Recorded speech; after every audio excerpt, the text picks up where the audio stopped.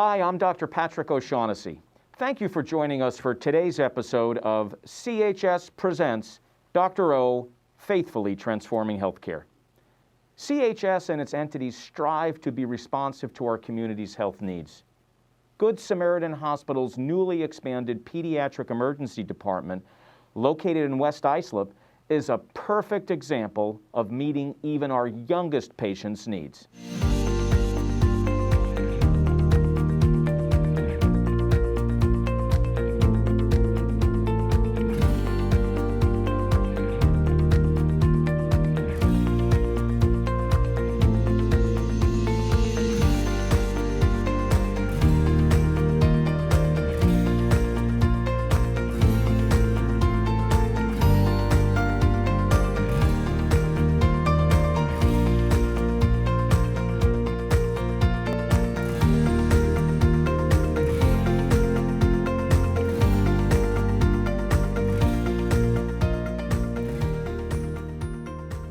Catholic Health Services of Long Island is an integrated healthcare delivery system with some of the region's finest health and human services agencies. Under the sponsorship of the Diocese of Rockville Center, CHS serves hundreds of thousands of Long Islanders each year, providing care that extends from the beginning of life to helping people live their final years in comfort, grace, and dignity. CHS is focused on quality, and through this show and many community health initiatives, we promote good health, providing you access to the care you need. Today, we are visiting Good Samaritan's new Pediatric Emergency Department, which was developed specifically for children and their loved ones. Good Samaritan's new Pediatric ED has the only Level 2 pediatric trauma program and only pediatric intensive care unit on the South Shore of Suffolk County, providing 24-hour coverage by pediatric and trauma surgeons, intensivists, and specialists. To speak more about this and see the ED up close, we met with Dr. Rita Daniel, Vice Chair, Pediatric Emergency Medicine at Good Samaritan Hospital. Let's take a look.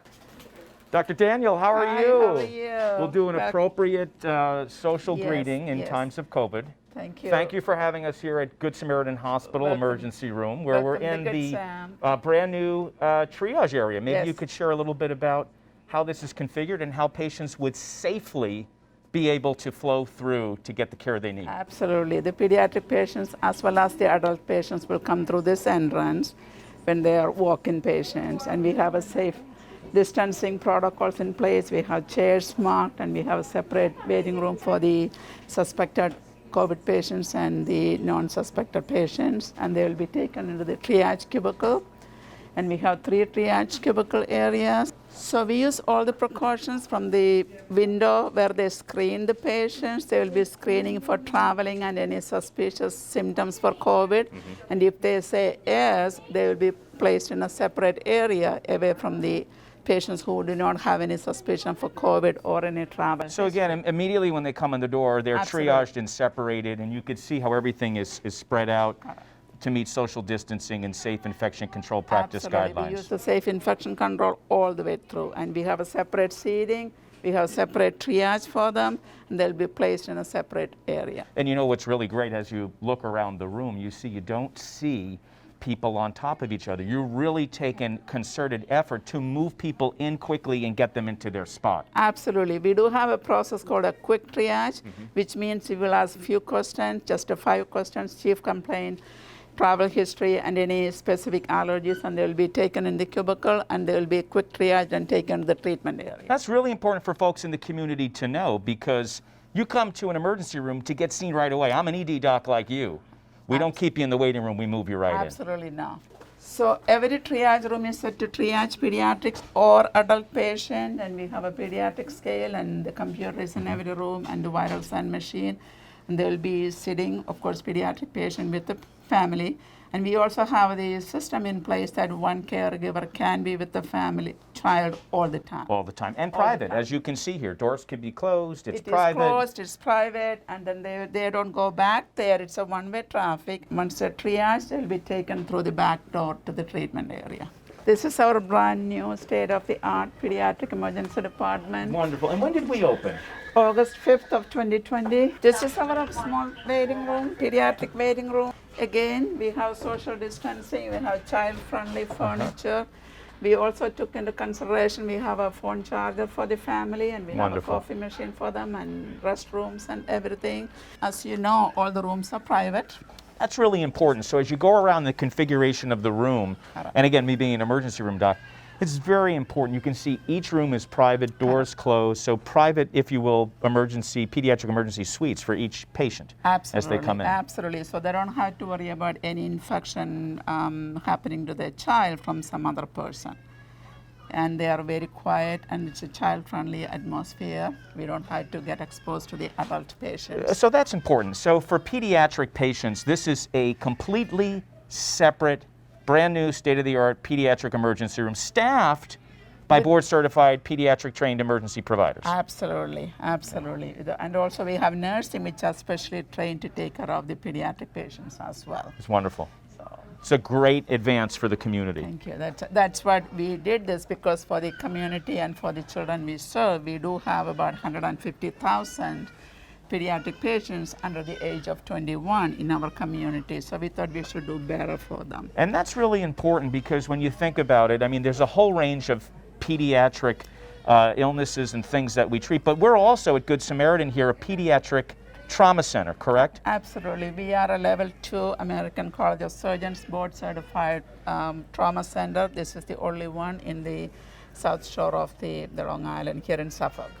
Dr. Daniel, maybe you could show us a room as an example. Absolutely. So this is our private room, and we have a room set with the stretchers as well as cribs for small babies, and every room is set up with a monitoring monitor, and we have all the necessary equipments we need to take care of any pediatric patient in this room. De-stressing, we have telephones and the computers in every room. The TVs. Not only they have TV, I was told that you can even charge your phone on the TV. Excellent. And we have not only the glass doors, we have curtains for privacy. We close it when we have patients, and every room is well equipped, and staff and physicians and even family is very happy with the setup. While the room, the pediatric ED is new, the care is not. You've been in the community providing pediatric emergency services for 22 years. Absolutely. The department is not new, the physical structure is new. Otherwise, my staff, I am so happy to say, some of my physicians are with me ever since the beginning of this department, which is 22 years. Well, it's great. I know the incredible high quality care you provide. I send so many colleagues their kids here, and they always come back with raving reviews. I want to thank you for your leadership. I want to thank your entire team for the incredible care you provide to our patients in the community in the new pediatric ED center. Thank you, Dr. Daniel. We need to take a break, but when we return, we'll be speaking with Gara Edelstein, Chief Nursing Officer, Catholic Health Services and Good Samaritan Hospital.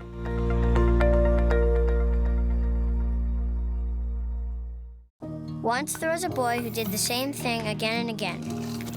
One day, he was told he had autism. He got help and slowly learned how to live with it better.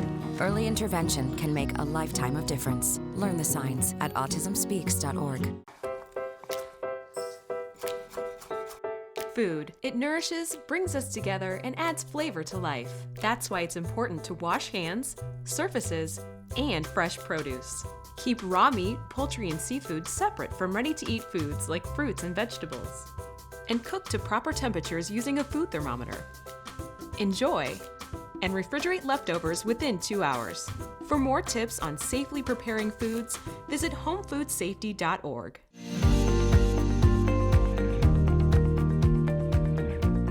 We are now joined by Gara Edelstein, Chief Nursing Officer at Catholic Health Services and Good Samaritan Hospital Medical Center.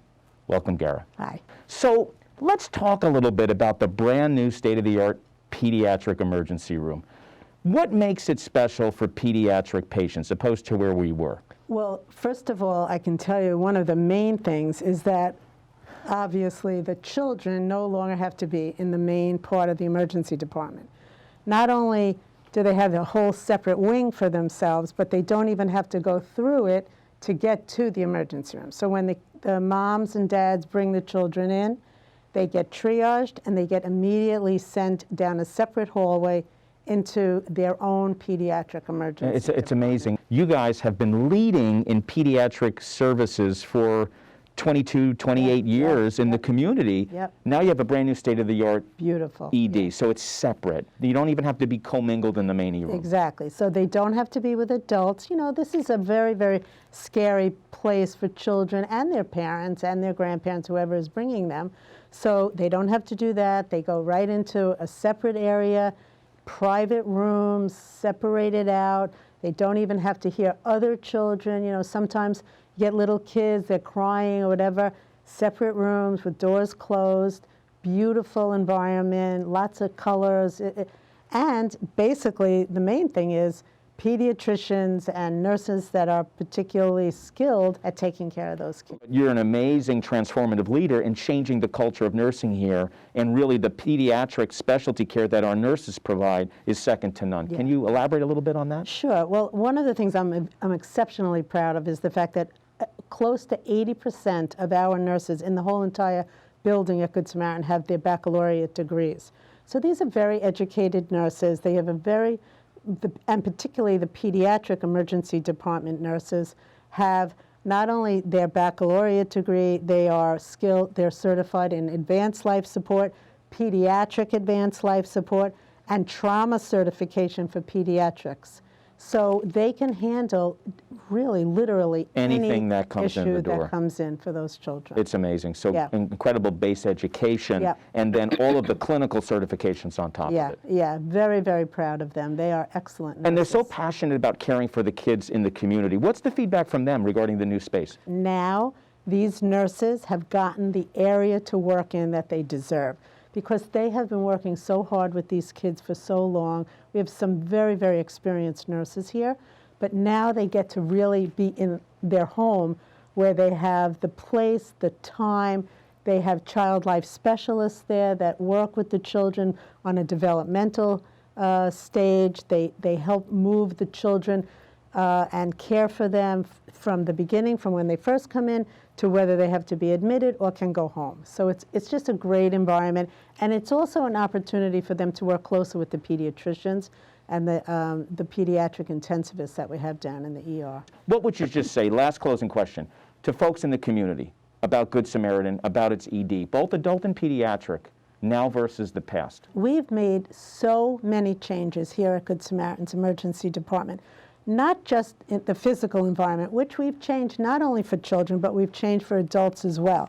We have moved around the space in the ER, now that we have a pediatric area, to make it quieter, to make it an environment where the physicians and the nurses can sit with the patients and take better care of them, just because, you know, an ER is a very chaotic environment.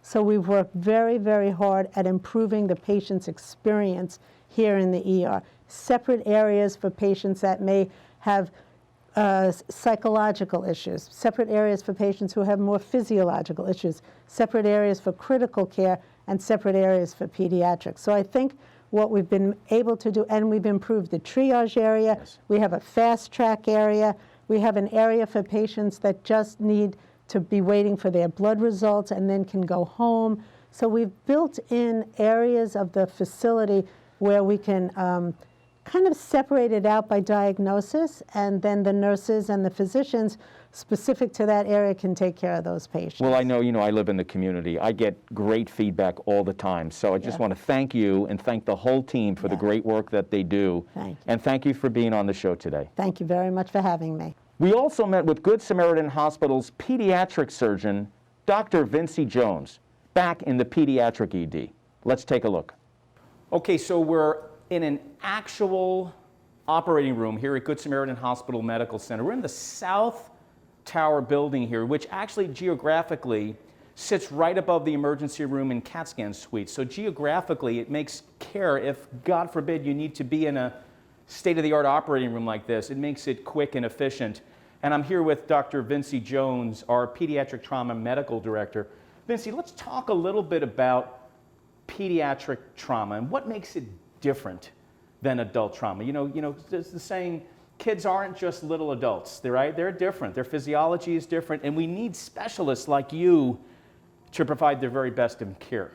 That's true, Dr. O. You nailed it. A child is not a miniature adult, and so we just cannot take what is true for adults, compress it, and apply it to a child and expect to get good outcomes. A child can be appropriately taken care of only by pediatric specialists, and so that is why we need a pediatric trauma center. Share a little bit about your background for the viewers.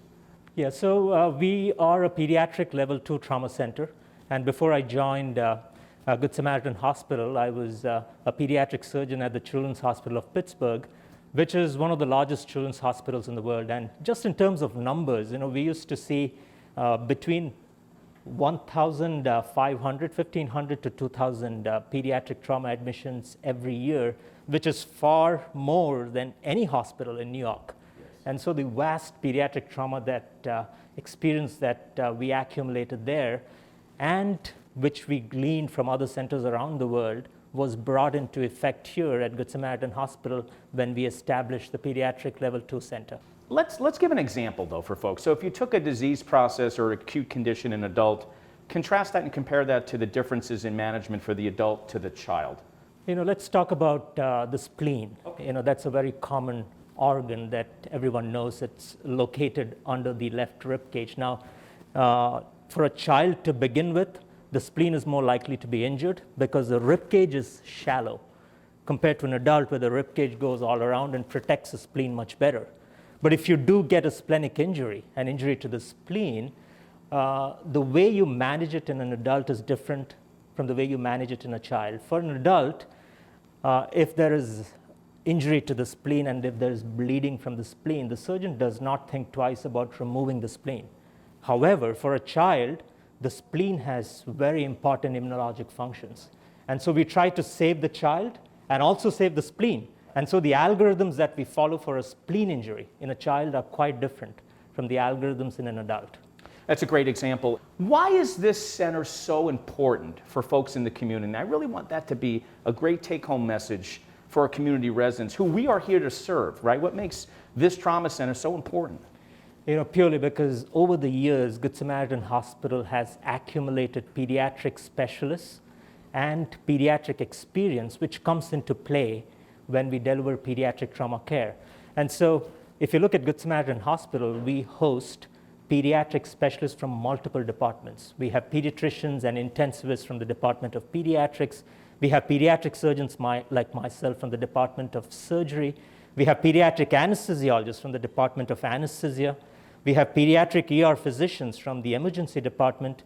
We have pediatric trained nurses and physician assistants and ancillary staff who are trained to take care of children. So the entire team comes together in a collaborative effort to deliver pediatric trauma care, and that is unique to this community. There's no other center on the South Shore which has the range and the breadth of pediatric expertise that Good Samaritan has. For us as providers, it's a privilege to care for patients in the community, and the community is just so fortunate to have healthcare professionals such as yourself and your team here to care for our children. Now, this is especially true for pediatric trauma because, we always talk of the golden hour for trauma, and so in the first hour, the things that you do or fail to do can make the difference between a good outcome and a bad outcome. And so if you have a children's hospital 30 to 40 minutes away, just getting to that place can end up with a delay of more than an hour, and that could be pretty critical for a child who's injured. So I think it is, I really commend CHS for providing this service and for supporting this service, and the community, I'm sure, is absolutely delighted. That well, I mean, you nailed it, and they are. I live in the community. You really, what you said, hit home. And when it comes to trauma, and most times it's blunt, vehicular trauma, car accidents, things of that nature, time is critical. And the expertise of the team caring for the patient is vitally important. We have that here with you, your team. Thank you so much for the great care that you provide and for the service this service and team provides to the community. My pleasure. Thank you very much. Dr. Vincie Jones.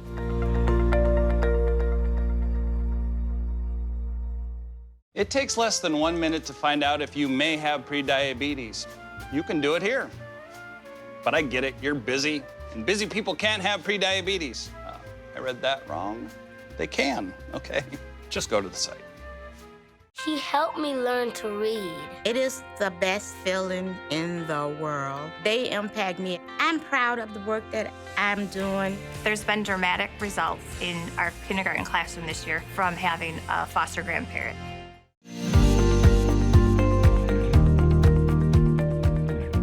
Thanks to all our guests today.